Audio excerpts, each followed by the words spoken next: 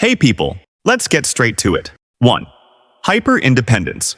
You work hard to be financially, physically, and emotionally independent in every possible way. On the outside, it looks like strength, but inside, it's driven by a vow. Never again will you let yourself be so vulnerable that losing someone breaks you. Asking for help feels like weakness. Relying on others feels unsafe. So you push yourself beyond exhaustion, carrying burdens alone.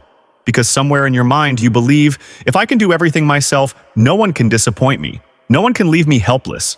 It's a shield, but also a heavy one to carry. 2. Hypervigilance. Even in moments of joy, there is a background tension. A thought that something bad might happen next. Happiness feels fragile, almost suspicious, as if peace cannot last. The mind stays alert, scanning for signs of danger, expecting the worst, even when the present is safe. This constant watchfulness is exhausting, but hard to let go of, because it once protected you. It creates difficulty fully relaxing, trusting, or allowing yourself to believe that good moments are real and can stay. 3. Difficulty accepting compliments. When someone praises your work, your looks, or even your kindness, instead of feeling proud, you shrink inside.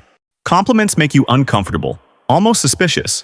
The mind whispers that you do not deserve recognition, that people are just being polite, or they do not truly mean it. You may even joke, deflect, or dismiss the words quickly, because praise does not fit with the image you hold of yourself. The struggle is not with the compliment itself, but with believing you are worthy of it. 4. Over-apologizing. Apologies slip out even when nothing wrong has been done. You say sorry for speaking up, for asking questions, even for simply existing in someone's space. This constant need to apologize comes from a past where blame, anger, or punishment arrived quickly and unpredictably. Saying sorry became a survival strategy, a way to avoid conflict before it began.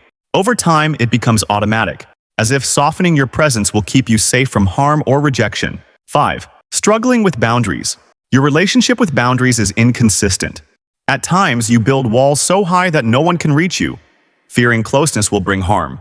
Other times, you let people cross every limit, saying yes when you want to say no, because rejection feels unbearable.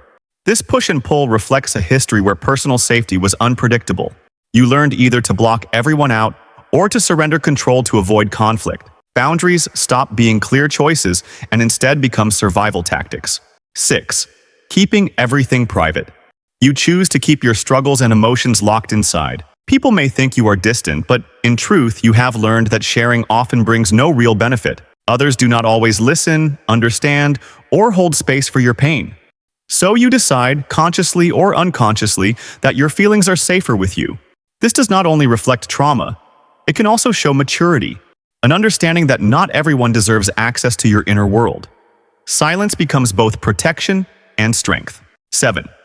The body keeps the score. Even when the mind insists the past is behind you, the body continues to speak. Headaches, stomach pain, fatigue, or tension in your muscles often appear without clear reason. These physical symptoms are not random. They are unspoken memories stored in the body. Trauma imprints itself not just in thoughts, but in the nervous system, carrying stress long after the event is over. Healing requires listening to the body, because it remembers what the mind tries to silence. 8. Avoidance. You avoid people, places, and conversations that remind you of painful experiences. On the surface, it feels like control, a choice to protect yourself. But beneath it, avoidance keeps wounds unhealed, because what is not faced continues to live quietly inside.